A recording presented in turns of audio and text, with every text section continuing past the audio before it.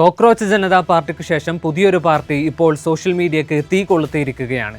ദിമാഗി Naxal Janata party എന്നാണ് പുതിയ പാർട്ടിയുടെ പേര്. CJP രൂപപ്പെടാൻ കാരണക്കാരൻ ഇന്ത്യൻ ചീഫ് ജസ്റ്റിസ് സൂര്യകാന്ത് ആയിരുന്നെങ്കിൽ ഇതിനു കാരണക്കാരൻ സാക്ഷാൽ നരേന്ദ്രമോദിയാണ്. കഴിഞ്ഞ ദിവസം സ്വാതന്ത്ര്യദിന പ്രഭാഷണത്തിനിടെ അദ്ദേഹം നടത്തിയൊരു പ്രസ്താവനയാണ് ജൻസിയെ വീണ്ടും ഇളക്കി വിട്ടിരിക്കുന്നത്. ആ പ്രസ്താവനയൊന്ന് കേൾക്കാം. हथियारी नक्सल तो गए, लेकिन दिमागी नक्सल मौके की तलाश में है. इन दिमागी नक्सलियों को पहचानना होगा. देश की सत्ता में माओवादी सोच के लोग गलियारों में अपनी जगह बना करके बैठे थे. सरकारी कमेटियों में सलाहकार के रूप में भी ये माओवादी सोच ने नीतियों को प्रभावित किया था. ഇന്ത്യയുടെ പ്രധാനമന്ത്രിയുടെ പ്രസ്താവന ഇങ്ങനെ പരിഭാഷപ്പെടുത്താം: സായുധധാരികളായ നക്സലുകളുടെ കാലം കഴിഞ്ഞിരിക്കുന്നു. ഇപ്പോൾ ദിമാഗി നക്സലുകൾ അഥവാ വിദ്യാസമ്പന്നരായ നക്സലുകൾ അവസരം നോക്കിയിരിക്കുകയാണ്. അവരെ കണ്ടെത്തുകയും ഒറ്റപ്പെടുത്തുകയും വേണം. പ്രധാനമന്ത്രിയുടെ പ്രസ്താവന വലിയ ചർച്ചകൾക്ക് വഴിവെട്ടിയിരിക്കുകയാണ്.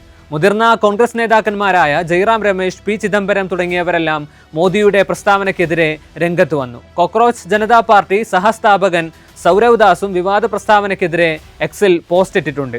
നിലവിൽ ഇൻസ്റ്റയിലും എക്സിലും ദിമാഗി നക്സൽ ജനതാ പാർട്ടിയുടെ അക്കൗണ്ടുകൾ കത്തിക്കയറുകയാണ്. ഇൻസ്റ്റയിൽ 220K പിന്നിട്ടിരിക്കുകയാണ് ഒഫീഷ്യൽ അക്കൗണ്ട്. DNGPയെ കുറിച്ച് മാത്രമല്ല ഇന്നത്തെ ഫാക്ട് ആൻഡ് ഫോക്കസ്. വ്യവസ്ഥാപിതമായ പാർട്ടി രൂപങ്ങളിൽ നിന്നും മാറി വളരെ വേഗം കത്തിക്കയറുന്ന ജൻസി മുന്നേറ്റങ്ങളെയും അവരേറ്റെടുക്കുന്ന വിഷയങ്ങളെയും ജൻസി ജൻ ആൽഫ രാഷ്ട്രീയത്തെയും കുറിച്ചുകൂടിയാണ്. ഫാക്ട് ആൻഡ് ഫോക്കസിലേക്ക് സ്വാഗതം. സാമൂഹ്യ ശാസ്ത്രജ്ഞനായ കാൾ മാൻഹൈമിൻ്റെ ഒരു കോട്ടുണ്ട്. അതിങ്ങനെയാണ്: ഒരു തലമുറ അവരുടെ ജനന വർഷങ്ങൾ കൊണ്ട് മാത്രമല്ല രൂപപ്പെടുന്നത്, മറിച്ച് അവരുടെ ജീവിതകാലത്ത് സാക്ഷിയാകുന്ന സുപ്രധാന സംഭവങ്ങൾ വഴിയും പങ്കുവയ്ക്കപ്പെടുന്ന അനുഭവങ്ങൾ വഴിയും കൂടിയാണ്. ജൻസി ജൻ ആൽഫ തലമുറ അതിലൂടെയാണ് ഇപ്പോൾ കടന്നു പോകുന്നത്. ഫോണിൽ തലപൂഴ്ത്തിയിരിക്കുന്നവരെന്നും അനുഭവങ്ങളുടെ മുറ്റത്ത് ഇതുവരെ ഇറങ്ങാത്തവരെന്നുമൊക്കെ അവരെ കാര്യമായും കളിയാക്കിയും പറഞ്ഞിടത്തു നിന്നെല്ലാം അവർ ഒരുപാട് ദൂരം സഞ്ചരിച്ചിരിക്കുകയാണ്. ഇപ്പോൾ സമരമുഖങ്ങളിൽ അവരാണ്.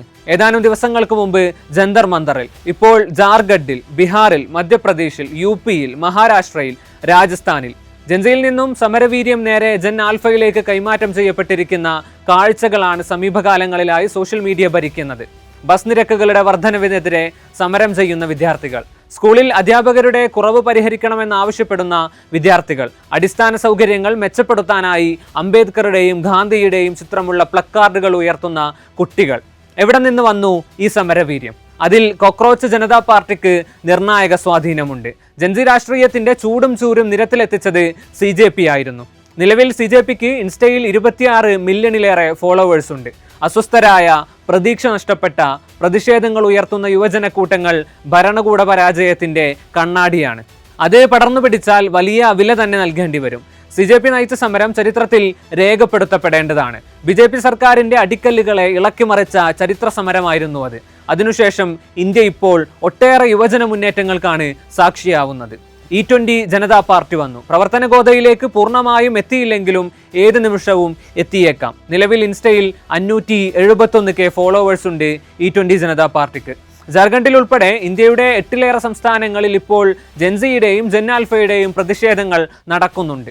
പല അടവുകളും പയറ്റി നോക്കുകയാണ് BJP സർക്കാർ. ഫ്രാൻസ് എന്ന് വിളിച്ച് സാക്ഷാൽ നരേന്ദ്രമോദി നേരിട്ടിറങ്ങി വന്നു. ഇൻസ്റ്റാ റീലുകൾ ചെയ്യാൻ തുടങ്ങി. ക്യാബിനറ്റ് അംഗങ്ങളുടെയെല്ലാം ഇൻസ്റ്റാ എൻഗേജ്മെന്റ് കുത്തനെ വർദ്ധിച്ചു.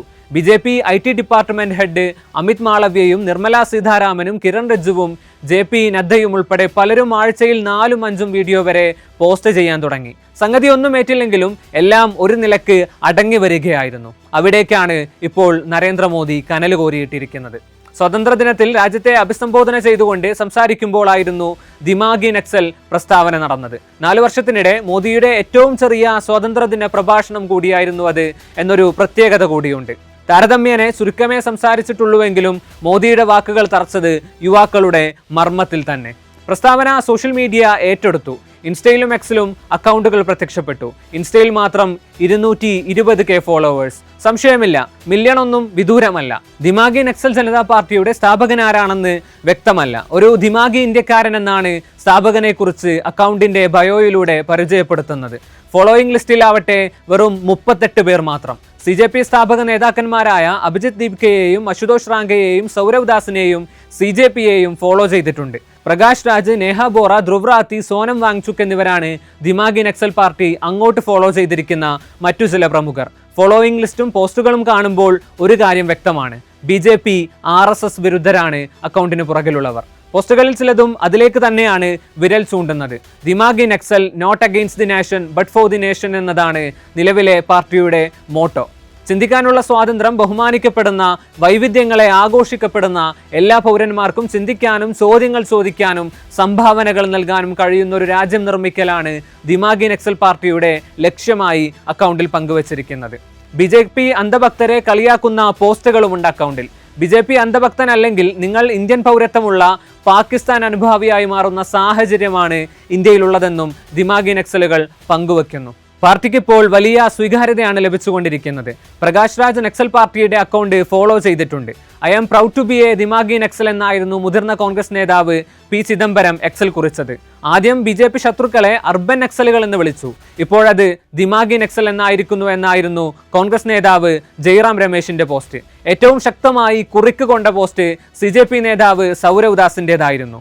അതിങ്ങനെ പരിഭാഷപ്പെടുത്താം: ദിമാഗി നക്സൽ എന്ന് വിളിച്ചാക്ഷേപിക്കുന്നതൊന്നും ഒന്നിനും പരിഹാരമാവില്ല പ്രൈം മിനിസ്റ്റർ. വിദ്യാസമ്പന്നരായ യുവാക്കളെ നക്സലുകൾ എന്നൊക്കെ അനായാസം മുദ്രകുത്താൻ നിങ്ങൾക്ക് എങ്ങനെ സാധിക്കുന്നു? നിങ്ങളുടെ സർക്കാരിനെ ചോദ്യം ചെയ്തതാണോ കാരണം? പ്രശ്നങ്ങൾ പരിഹരിക്കുന്നതിലെ കഴിവുകേടും തികഞ്ഞ അഹങ്കാരവുമാണിത്. മണികൾ മുഴങ്ങിക്കഴിഞ്ഞു, മാറ്റങ്ങൾ അടുത്തെത്തിയിരിക്കുന്നു.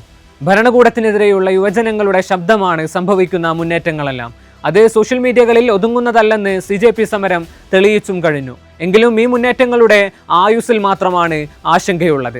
E20 ജനതാ പാർട്ടി ഒരു നിശബ്ദ മുന്നേറ്റമായി ഇൻസ്റ്റയിൽ മാത്രം ഒതുങ്ങുകയാണ്. ദിമാഗി നക്സൽ അങ്ങനെയൊന്നാവുമോ എന്ന് കണ്ടു തന്നെ അറിയേണ്ട കാര്യമാണ്. പാർട്ടി എന്ത് വിഷയമാകും ഏറ്റെടുക്കുകയെന്നും കാത്തിരുന്നു തന്നെ കാണണം. അപ്പോഴും സൗരവിന്റെ വാക്കുകൾക്ക് അടിവരയിടാൻ ആഗ്രഹിക്കുകയാണ്. അധികാരത്തിന്റെയും അഹങ്കാരത്തിന്റെയും മേഘാധിപത്യത്തിന്റെയും രാവണക്കോട്ടകൾക്ക് ഇളക്കം തട്ടാൻ തുടങ്ങിയിരിക്കുന്നു. ജൻസിക്കും ജൻ ആൽഫക്കും ഇടയിൽ മാറ്റങ്ങളുടെ മണികൾ മുഴങ്ങുകയാണ്. അതിൽ ഇന്ത്യക്ക് വലിയ പ്രതീക്ഷയുണ്ട്.